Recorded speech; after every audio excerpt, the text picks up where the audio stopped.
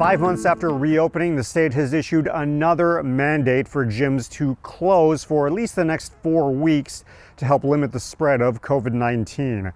I went to the Plymouth Lifetime to get people's thoughts on the decision. The holiday season is generally when people try to get in the gym to burn off those excess calories. But come November 21st, the state says people will have to find other ways to get in their workouts. This time we're promised 4 weeks, I don't know, and so we're setting up, we're planning for the worst. It's news that wasn't exactly met with widespread praise. I and many of the people that I know don't agree with it. I think it's pretty sad. I mean, places like this have done everything right to keep safety in order. When Lifetime reopened its Minnesota clubs back in June, they put in a number of safety protocols to help keep its members safe from COVID-19. That includes things like cleaning stations scattered throughout the clubs and temperature checks for people who walk in the door. Lifetime officials say that their investments in safety have worked. 21.5 million visits since we reopened the first club in Oklahoma City. We've had about 900 cases. It's 0.004%. State health data links gyms to 48 outbreaks and 747 infections, but more so in the summer and early fall. The company's CEO said in a news conference this week that Minnesota case numbers attributed to Lifetime are even lower, so he feels as if gyms are being unfairly targeted. We are not in a position to pay everybody and pay taxes and pay rent and pay mortgage payments and have no revenue. It is not just us, it's everybody else. This is not a good approach. Rather than closing, Lifetime has offered to go down to 10% capacity and make masks mandatory. At the moment, masks are exempt for people while they're in the process of exercising. I appreciate our governor, who is trying really hard right now. I just think there is a better way, there is a better approach. In the meantime, cases, hospitalizations, and deaths related to COVID-19 continue at unprecedented levels. Lifetime hopes the state reverses course, but if the shutdown does indeed last through December 18th, or beyond, personal trainers have a word of advice. I think having a healthy support system around you and or somebody that can help hold you accountable throughout that time is absolutely crucial because we're all in it together. In Plymouth, Blaine, Cleveland, CCX News. It's exciting. This has been a long time coming. We've been living and breathing this day in and day out, and this is an actual reality now. Basically what you see is the tap room. We've got a nice view of our tanks. The much anticipated Luce Lime Brewing Company is finally open. We love having it here. There's nothing around here exciting. So it's nice to have a brewery in Plymouth. Cheers, buddy. It's the first craft brewery in the city. We thought this was the greatest idea in the world. The community really needed something like that, and that was really a big motivator for me, is to do something that would be helpful or create this kind of community gathering place, here in Plymouth. I grew up about a mile from the Luce Line. It's near and dear to my heart. The brewery sits right off the Luce Line Trail, which is perfect since it'll share space with Trailhead Cycling, a bike shop based in Champlin. We actually have a door so you can move between our two locations from the inside or the outside. So we plan to do a lot of things together in the future. We have an event space that people will be able to enjoy now and then even more so into the future. Co-owners Tim Nauman and Kate Coward say they wanted a place where people didn't have to jump into their cars to drive to. A lot of times we don't care to go downtown. We prefer to go further west, but now that Plymouth has something, it's really nice. There's something on the menu for everyone. Luce Lime Brewing has 6 flagship beers, as well as seltzer. While the owners are excited to bring a new destination spot to Plymouth, they say opening during a pandemic is challenging. I'm always seeking a challenge, but this has been pretty brutal. After only a few days of business, the brewery will have to shut down on Saturday for 4 weeks because of new COVID restrictions. During that time, they can only offer takeout. We're going to figure out ways to bring the tap room to people's homes with takeout, curbside delivery. Cheers! Cheers! In Plymouth, Sonia Goins, CCX News.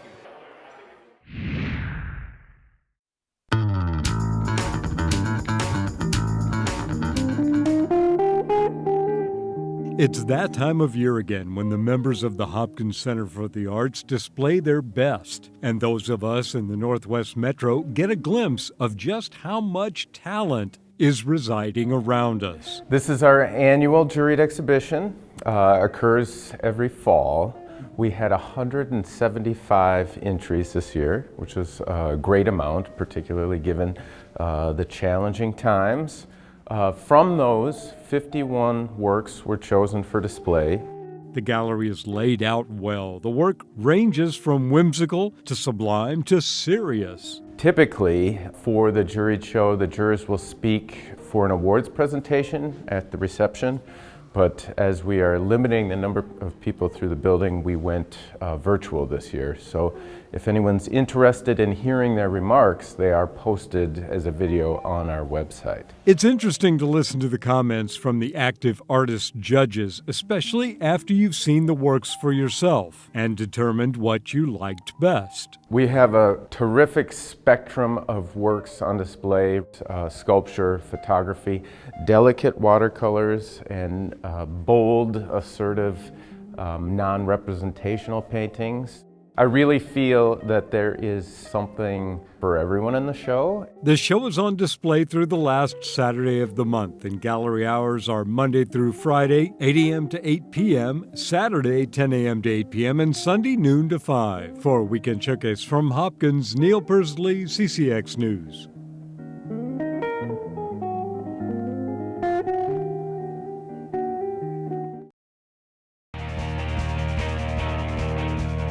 With the high school football and volleyball seasons ending Friday night, 4 of the top teams in Section 5 3A volleyball organized a mini section tournament.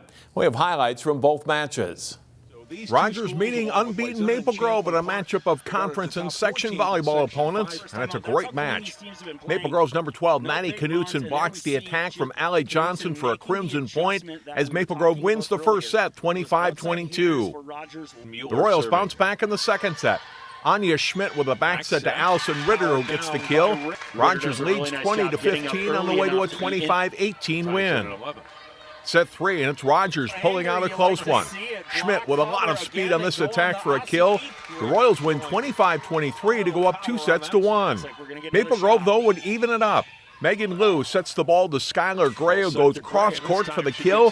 The Crimson win 25-17 to force a fifth set. In set 5, Rogers sophomore middle Hannah Bruskowitz tips the overpass down, and it's match point for the Royals. But they can't quite put the match away. Maple Grove fights off 5 match points from the Royals, and Knutson delivers the winner for the Crimson. They win 21-19 in the fifth to win a thriller over Rogers. I think that is the most disciplined that we have ever played. We stayed in our spots, we got our head in the game, and no matter what, we believed in ourselves, and we went out there swinging. We didn't back down. Like Maple Grove, Wayzata also carried an unbeaten record into the other semifinal match. Wayzata Volleyball hosting Champlin Park in the semifinals of an impromptu end-of-the-year tournament. Set 1, the Trojans' Mel Goldstein bangs the ace serve for a 15-8 lead. CP's Ellie Schmidt comes back with a big kill down the line. But Wayzata closes strong. Katie Revere gets the block. And then on set point, Sierra Moore's kill gives the Trojans a 25-18 win. Set 2, Taylor Hillman's kill for the Rebels ties the score at 18.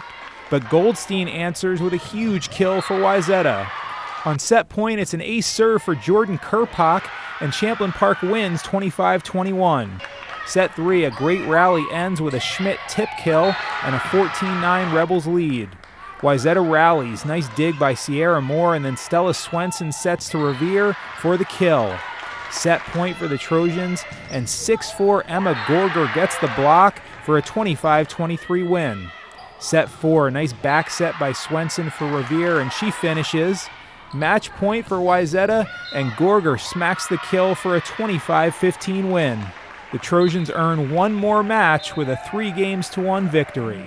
We were definitely excited and overall just thankful for the opportunity that everyone took the time to plan this out within 2 days so we can finish out sections and have semifinals and finals. We are ultimately really grateful for the opportunity, and we are looking forward to playing tomorrow. We'll have a final wrap on the volleyball season Monday here on CCX. Many high school football teams also scrambled to get games in before the Friday midnight deadline for the fall season. Here's Jay Wilcox with more on the Wayzata Trojans. Wayzata hoping to break through against Blaine in the Class 6A football playoffs. Blaine gets on the board first as Josh Schlangen takes the pitch and has a huge hole to run through. The Bengals go up 7-0 in the first. Wayzata answers with a long drive capped by the short Anthony Richmond TD run. The game is even at 7-7. Blaine's turn. Tyler Schuster looks like he'll run, but instead finds Schlangen in the flat for the score and a 14-7 lead after one. Second quarter and the high snap is handled well by Ryan Harvey, and he stretches to reach the end zone for the Trojans. A good game. It's 14-14 at halftime. But the Bengals outscore the Trojans 21-0 in the third quarter on the way to a 42-28 win, ending Wayzata's season. Jay Wilcox, CCX Sports. Thanks, Jay. For more stories like this, go to our website at ccxmedia.org. That's all for sports. I'm John Jacobson. Find more prep sports games and highlights at ccxmedia.org and follow us on social media.